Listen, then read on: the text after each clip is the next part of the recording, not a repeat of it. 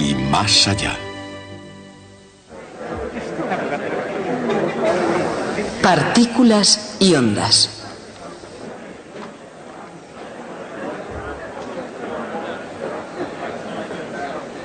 A principios de este siglo, un reducido número de científicos comenzaron a darse cuenta de que nuevas y atrevidas ideas serían necesarias para resolver el desconcertante problema de la estructura del átomo. Pero incluso antes de eso, aparecieron indicios de que había algo que iba mal.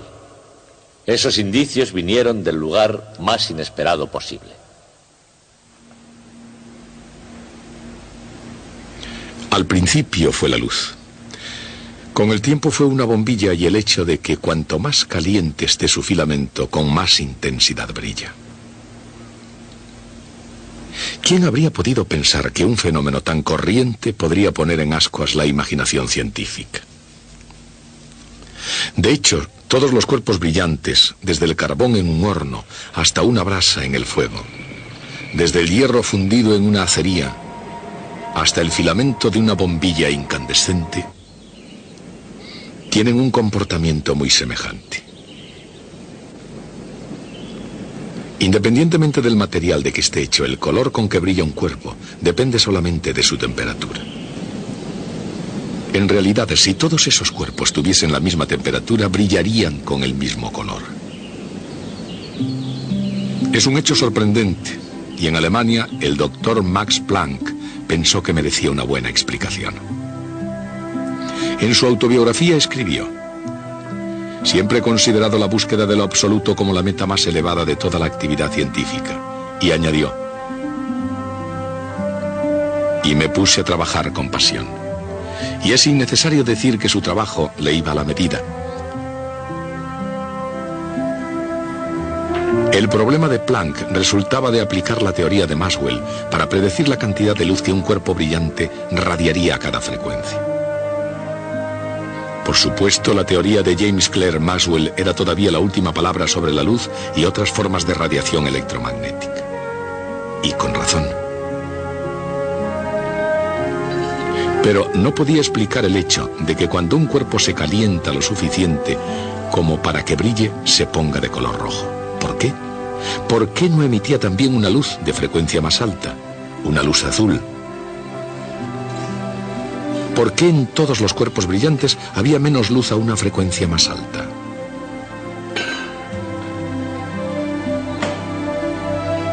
La intuición le decía a Planck que todo tendría explicación si hiciera falta más energía para producir luz a frecuencias más altas. Aun cuando en la teoría de Maxwell no había nada que sugiriera que la energía de la luz podía estar relacionada con su frecuencia, Planck escribió una ecuación que plasmase su intuición. La energía de la luz, E, es igual a una constante H multiplicada por la frecuencia F. Planck no emprendió esa tarea para desafiar las leyes de la física. Por el contrario, su intención era preservar, no destruir, la teoría de Maxwell. En su intento, Planck dio una solución que resultó ser notablemente semejante a la solución dada al viejo problema de la velocidad instantánea. En ese caso, H era una cantidad que tendería a cero en exactamente el momento preciso del cálculo. Si sucediese lo mismo en la teoría de Planck, las ecuaciones de Maxwell serían compatibles con la evidencia experimental y el problema de la radiación estaría resuelto. Pero H no tendía a cero. En lugar de anularse como Planck esperaba, resultó que tenía un valor definido. Cuando encontró ese valor, llamado ahora constante de Planck, encontró algo más importante que una explicación a los cuerpos brillantes. Encontró una verdad nueva y fundamental sobre la naturaleza. La luz es absorbida o emitida en paquetes discretos de energía, lo mismo en el caso de un dispositivo eléctrico que en el caso del Sol. La idea era radical y perturbadora, pero estaba al llegar una evidencia que la confirmaría. Y aún hoy podemos ver esa evidencia en el comportamiento de un electroscopio de panes de oro. Cuando el electroscopio está cargado, la laminilla se eleva y se mantiene en alto hasta que es alcanzada por un rayo de luz ultravioleta.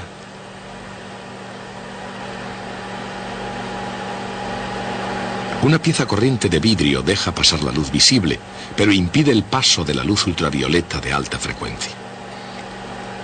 Cuando se interpone el vidrio, el electroscopio no se descarga, pero cuando quitamos el vidrio, la laminilla vuelve a caer.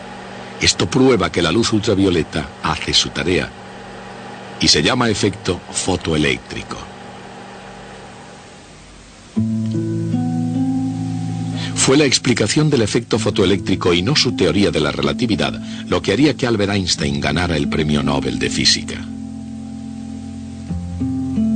Y en términos modernos, esto fue lo que dijo: un electrón, para poder escapar de un metal, necesita energía hasta una cantidad llamada trabajo de extracción.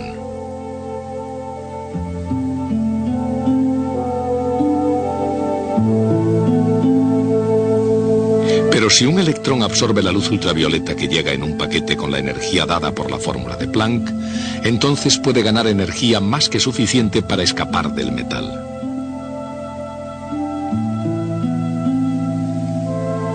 Si es así, puede salir con energía cinética igual a H multiplicado por F menos el trabajo de extracción. Esta es la llamada ecuación del efecto fotoeléctrico de Einstein. Era la solución perfecta y fue comprobada por Robert A. Millikan en su laboratorio de Chicago. Cuando midió las energías de los electrones despedidos de distintos metales por luz de diferentes frecuencias, Millikan verificó que, mientras que cada metal tiene un trabajo de extracción diferente, la constante de Planck tiene el mismo valor universal para todos ellos. Pero esta explicación del efecto fotoeléctrico no solo confirmaba la teoría de Planck, sino que además mostraba directamente que los paquetes de energía ya existían en el campo electromagnético. En otras palabras, la luz llega en partículas que actualmente reciben el nombre de fotones. Pero un momento. Un siglo antes, Thomas Young había probado que la luz viaja en ondas. ¿Es que iba a resultar ahora que la luz, después de todo, está constituida por partículas? Quizás todo este asunto de las partículas y las ondas estaba necesitando una perspectiva completamente nueva. Louis de Broglie, intentando hacer carrera en el gobierno francés, sacó un título en historia, un nuevo enfoque de la física verdaderamente nuevo. Quizás sea esa la razón por la que en la década de 1920 él fue el único que planteó una pregunta crucial. Si las ondas de la luz pueden ser partículas, ¿es posible que partículas tales como los electrones puedan ser también ondas? Para empezar, las partículas tienen energía y cantidad de movimiento, mientras que las ondas tienen frecuencia y longitud de onda. Evidentemente, esas entidades tienen diferentes tipos de propiedades, pero de Broglie sospechaba que había algún tipo de conexión. Y la teoría de Planck había dado una pista de cuál podía ser. Max Planck había asociado la energía de una partícula de luz con la frecuencia de su onda, dando un paso más. De Broglie combinó esto con la energía de una partícula de acuerdo con la teoría de la relatividad de Einstein. E igual a m por c al cuadrado. Esta atrevida combinación de las propiedades de la onda y de la partícula sugirió el paso siguiente. ¿Podrían unas partículas que viajan a menos velocidad que la luz tener su cantidad de movimiento relacionada con la longitud de onda? De Broglie así lo creía. Pensaba que igual que la energía de una partícula está relacionada con una frecuencia, la cantidad de movimiento de una partícula está relacionada con una longitud de onda. Era una idea radical. No solo las ondas de la luz pueden comportarse como partículas, sino que las partículas pueden comportarse como ondas. Pero antes de un año, los experimentos habían verificado que los haces de electrones podían ser difractados en forma muy similar a los rayos de luz. E incluso más. La idea de de Broglie pareció explicar uno de los aspectos más misteriosos del modelo de Niels Bohr del átomo. La teoría de Bohr estaba construida sobre la idea de que los electrones solamente pueden existir en órbitas de determinados tamaños, solo en esas órbitas y en ningún otro lugar entre ellas.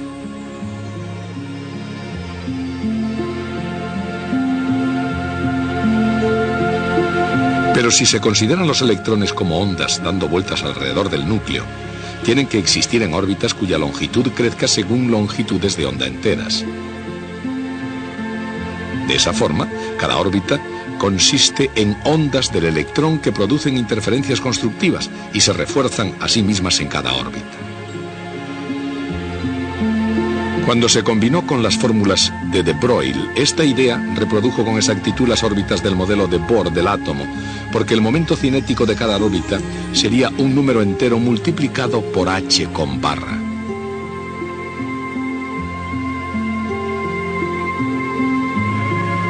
Que se define como h dividido por 2pi. En resumidas cuentas, la idea de Louis de Broglie había sido brillante. Había dado una explicación profunda y elegante del modelo de Niels Bohr del átomo. Se había apoyado en una evidencia experimental sólida y no sorprende que llevara a otros físicos a profundizar cada vez más en la naturaleza de la materia. En Austria, Erwin Schrödinger, reflexionando sobre las implicaciones del trabajo del científico francés, elaboró una teoría propia extraída de las ideas de de Broglie.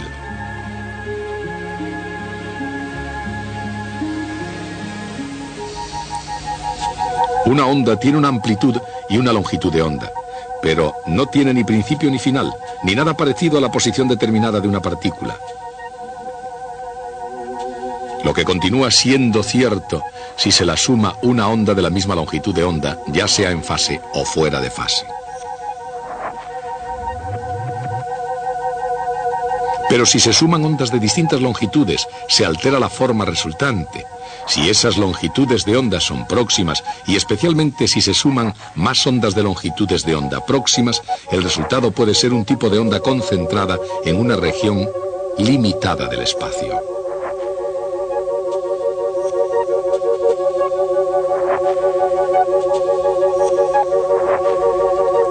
De manera que con una gama de longitudes de onda, y por lo tanto una gama de cantidades de movimiento, se puede construir algo parecido a una onda situada en un lugar bastante determinado.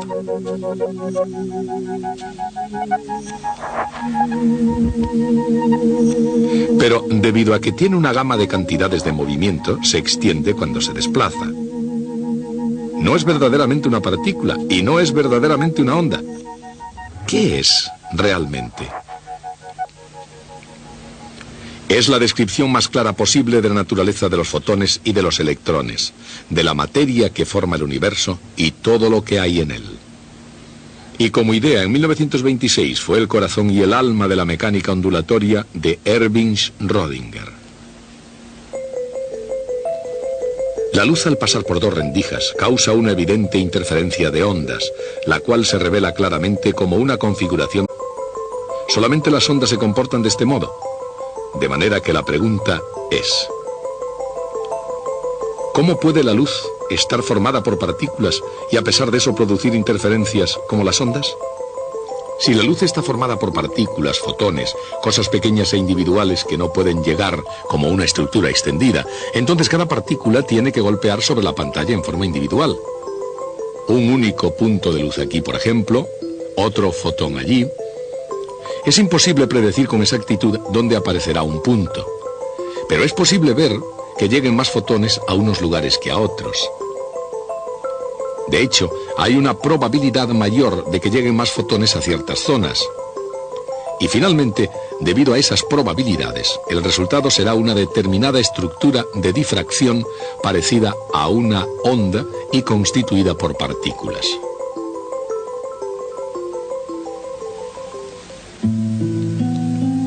Esta fue la explicación propuesta por Max Born. Los fotones pueden ser partículas, dijo, pero las estructuras que producen se rigen por probabilidades que crean interferencias como si se tratara de ondas. Uno de los colegas de Bohr, Werner Heisenberg, llevó esta idea un paso más adelante. Dijo: como las partículas están asociadas con las probabilidades que crean interferencias, lo mismo que las ondas, es imposible conocer tanto la cantidad de movimiento exacta como la posición exacta de cualquier partícula al mismo tiempo. La idea puede ser un poco difícil de captar, pero ahí está justamente la cuestión. Las partículas, al ser ondas, al mismo tiempo son algo difíciles de captar. Es propio de una onda normal, con una determinada longitud de onda, el extenderse por el espacio. Si esta onda representa una partícula, entonces su longitud de onda se traduce en una cantidad de movimiento determinada. Sin embargo, no hay nada aquí que explique la ubicación de la partícula. La posición de la partícula se puede hacer más determinada sumando, una tras otra, ondas de diferentes longitudes, pero cada nueva longitud de onda significa una nueva cantidad de movimiento. En otras palabras, cuanto más se sabe acerca de la posición de una partícula, menos se puede decir acerca de a dónde va y a qué velocidad va. Cuanto más determinada se hace la posición de la onda, menos determinada se hace la cantidad de movimiento de la partícula. Esa relación delta X multiplicada por delta P, aproximadamente igual a H con barra, recibe el nombre de principio de incertidumbre de Heisenberg. Werner Heisenberg, buscando una verdad científica más profunda, había elevado la incertidumbre al nivel de un principio fundamental de la naturaleza. Pero la ironía de esta historia está en otra parte. Max Planck, interesado en buscar algo universal en la naturaleza de todos los cuerpos brillantes, descubrió que la luz es irradiada en pequeños paquetes de energía. Cuando Albert Einstein resolvió el problema del efecto fotoeléctrico, confirmó que los paquetes de energía de Planck existen como partículas en el campo electromagnético. Combinando los puntos de vista de Planck y Einstein, de Broglie sugirió que no solo las ondas podrían comportarse como partículas, sino que las partículas podrían comportarse como ondas. Erwin Rödinger pensó que si se suman un número suficiente de ondas de diferentes longitudes, el resultado es una onda que está concentrada en uno u otro lugar como una partícula. Entonces Max Bohr vio que mientras que es evidentemente imposible para una partícula crear una estructura de onda visible, un grupo de partículas cuyo comportamiento está determinado por las probabilidades puede desembocar en una estructura que se asemeje muchísimo a una interferencia de ondas. Y Werner Heisenberg vio en ese mismo hecho el intercambio entre las características de la luz como partícula y las características de la luz como onda. Cuando las incertidumbres de posición y cantidad de movimiento se combinan, el producto es aproximadamente igual a la constante de Planck. Y esto comienza con la constante de Max Planck y cerrando el circuito acaba en la constante de Planck. Esa es la ironía. La búsqueda de la verdad se convirtió para Planck en un viaje que conducía al corazón de la física cuántica. Sin embargo, hasta el final, nunca aceptó las profundas implicaciones de su propio trabajo.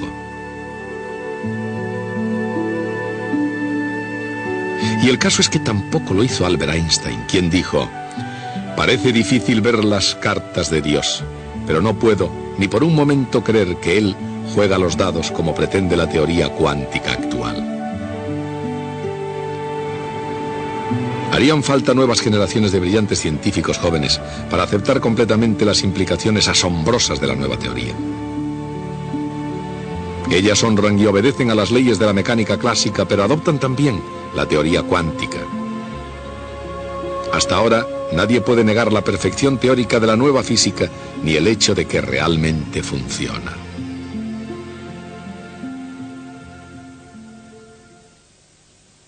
Tengo aquí una demostración de cómo funciona la nueva física, que es muy elegante, pero tan simple que pueden hacerla en casa ustedes mismos con unas gafas de sol Polaroid. Antes de mostrársela voy a recordarles en qué consiste la polarización. Recuerden que la luz es una onda, pero una onda transversal. Si tenemos la luz moviéndose en esta dirección, El campo eléctrico está en realidad oscilando perpendicularmente a esa dirección. Ya sea hacia arriba y hacia abajo, ya sea de lado hacia adentro y hacia afuera de la pizarra, u oblicuamente a esa dirección. De hecho, en una bombilla incandescente ordinaria, la luz que emite está oscilando en todas las direcciones posibles perpendiculares a la dirección en la que la luz se propaga. La dirección en la cual oscila la luz se llama dirección de polarización, y una luz normal no está polarizada. La polarización consiste en permitir que pasen a través del filtro polaroide solamente las oscilaciones del campo electromagnético en una dirección determinada. Ahora voy a intentar ilustrárselo. Esto es una fuente de luz y consideren la luz sobre la pantalla. Aquí tenemos un cristal polaroide. Si yo interpongo este cristal polaroide en el rayo, la luz se vuelve un poco más débil. Esto se debe en parte a que el cristal está sucio. Pero la causa principal es que el cristal solo permite que pase la luz que oscila en una determinada dirección. Puedo cambiar la dirección de polarización girando este mango, pero cuando lo hago, ustedes no notan absolutamente nada en la pantalla, porque el ojo es insensible a la polarización de la luz. Para demostrarles que la luz está polarizada, debo introducir un segundo cristal polaroide en el rayo. Lo voy a hacer.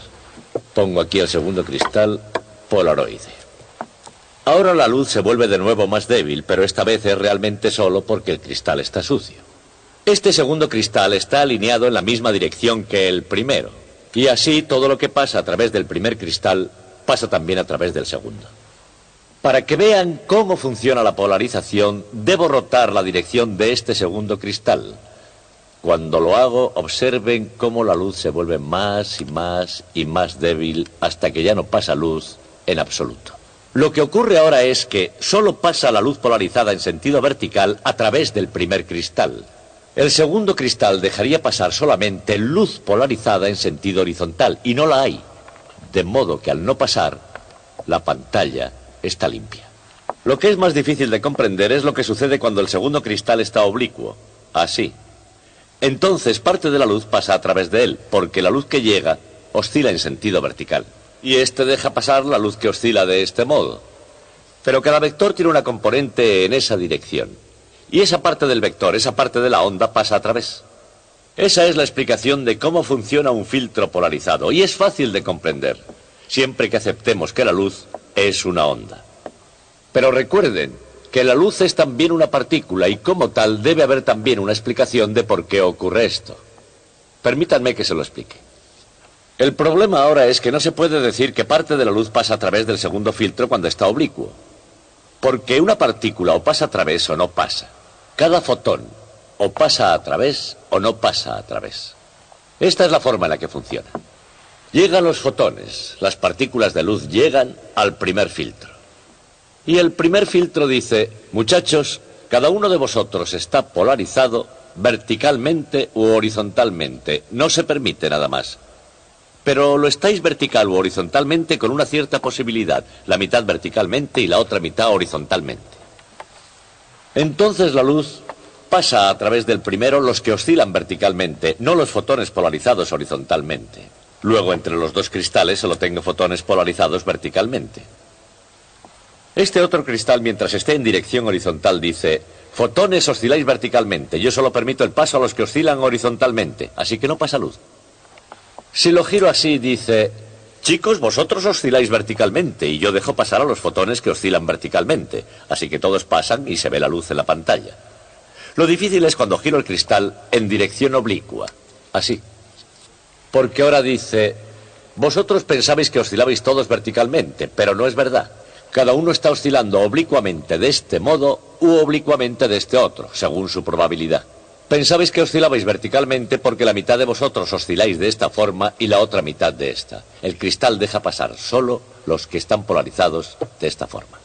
Esta es la explicación de la polarización en el caso de partículas. Ahora me gustaría intentar otro experimento con ustedes. Pondré un segundo cristal de modo que no pase nada de luz.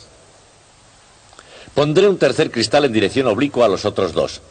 El primero deja pasar los que oscilan verticalmente, el segundo los horizontales y el tercero los que oscilan oblicuos a los otros. Pondré el cristal oblicuo entre los otros dos.